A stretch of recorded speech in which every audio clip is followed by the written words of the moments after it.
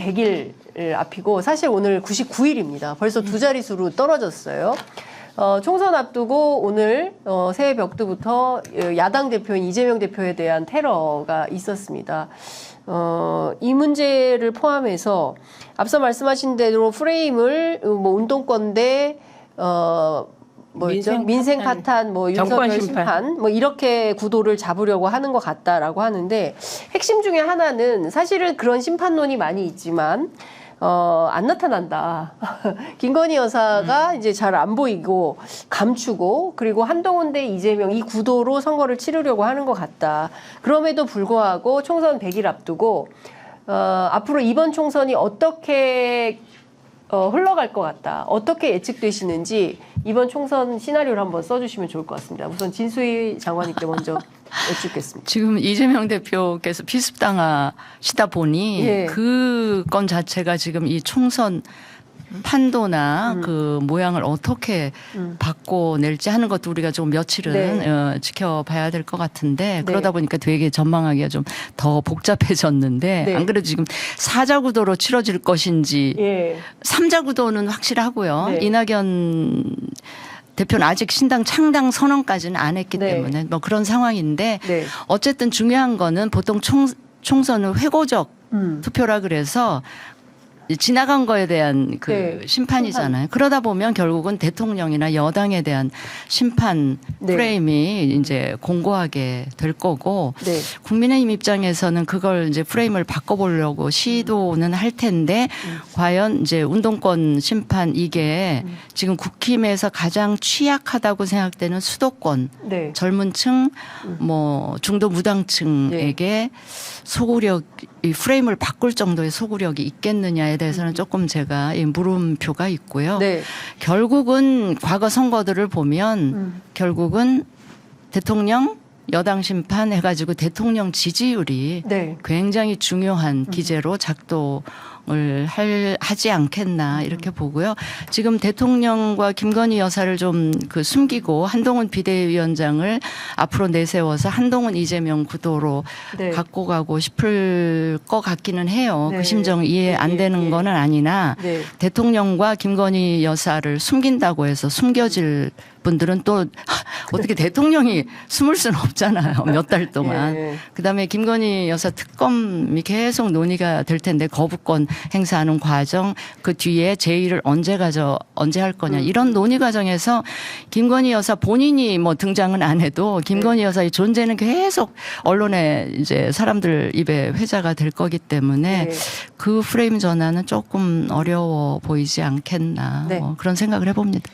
그러니까 저는 대통령 신년사 들으면서 충격받았어요. 어떻게 저렇게 똑같지 작년이랑? 상황이 이렇게 바뀌었고. 그래도 민생 얘기 되게 많이. 민생 얘기도 9번 해봤자 무슨 소용이 있습니까? 인식이 틀렸는데. 아니 우선 그 지난 해에 상저하고라고 그렇게 떠들었잖아요. 정부가. 경기가 상저하고 될 거다. 수출도 그럴 거다. 뭐 할 거다. 그거 틀렸잖아요. 그러면 그 잘못된 인식에 대해서 사과부터 하고 시작해야죠. 그런데 뭐 사실 대통령 좋으시겠죠. 예비비까지 끌어다 쓰면서 세계 여행 다니시니까.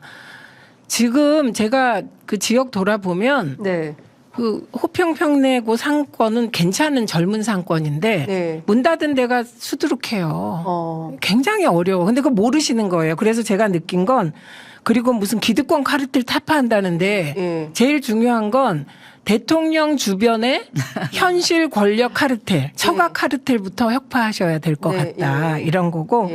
그리고 제가 되게 안타까운 거는 이재명 대 한동훈 구도로 뭐 대선 여론조사하고 이런데 여론조사 기관들 창피하지 않습니까? 지금 대선 치릅니까? 어떻게든 한동훈 위원장 띄워보려고 하는데 제가 이재명 대표와 한동훈 위원장 만남을 아주 면밀히 봤어요. 태도나 눈빛 이런 걸 보니까 마치 제가 과거에 2017년에 문재인 후보하고 이재명 후보가 이렇게 대했던 그게 오버랩 되더라고요. 근데 솔직히 5년 전이라 문재인 대표는 되게 멋있고 이렇게 안정감 있고 이재명 대표는 좀 덤비는 느낌이었는데 그게 거꾸로 이재명 대표가 한동훈 위원장하고 만나니까 되게 안정감 있고 네. 품격 있어 보이는 거예요. 네. 말투나 이런 게. 그래서 인위적으로는 안 되는 거다. 누군가를 띄운다는 게 이런 생각하게 됐고 제가 늘 얘기하잖아요. 거기에 유승민 대표 앉히라고.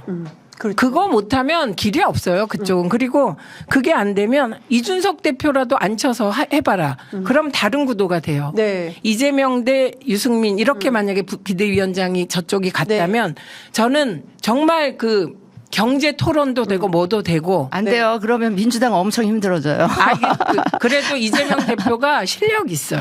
근데 지금 워낙 검찰이 괴롭히니까 지금 실력 발휘를 못 하시는데 저는 유승민 대표가 되면 그따위 그 사법 리스크라는 말을 만들어서 상대방과 겨루려고 하시지 않을 거라고 믿어요. 실력으로 대결할 것 네. 같거든요. 예. 그래서 아니 좋은 자원 다 버리고 한동훈 위원장 윤석열 아바타라고 하는데 저는 아니요.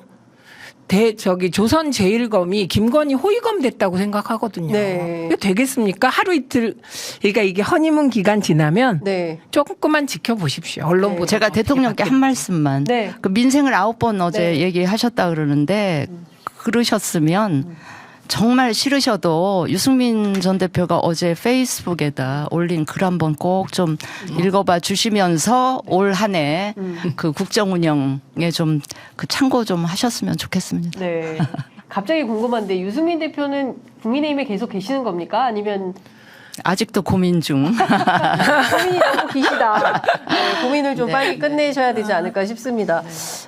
이제 시간이 다 돼서 마무리해야 될 것 같은데요. 1월 3일 내일이죠. 오전 10시 30분에 이번 건과 관련돼서 더불어민주당 긴급 의원총회 너무 늦네요. 예, 비상 오늘 해도 되는 오늘 당장 해야죠. 오늘 밤에라도 해야죠. 지금 당장 해야 되는 거 아니에요? 지금 당장은 네. 지도부가 다 부산에 계시잖아요. 예, 예. 그러면 이제 대표 병원에도 가야 되니까 당장은 불가능해도 네. 오늘 밤에 해야죠. 너무 늦습니다. 네, 대응이- 답답. 아마도 이재명 대표 그 상태를 상처나 보고. 상태가 그렇게 심각하진 않으셔서 그런 거 아닌가 싶어서 그거는 되게 다행인 네, 거죠. 그러네요. 그렇게 보면. 예. 근데 어쨌든 지금 상황에서는 내일 오전 10시 30분에 비상의원총회가 잡혀 있고요. 그 의원들께서 동요하지 말라는 얘기가 계속 나오고 있는데 쾌유를 비는 발언 이외에 사건에 대한 정치적 해석이나 범인에 대한 언급은 자제해 주시기를 바란다라는 당부 그래야죠. 전달이 와 있습니다.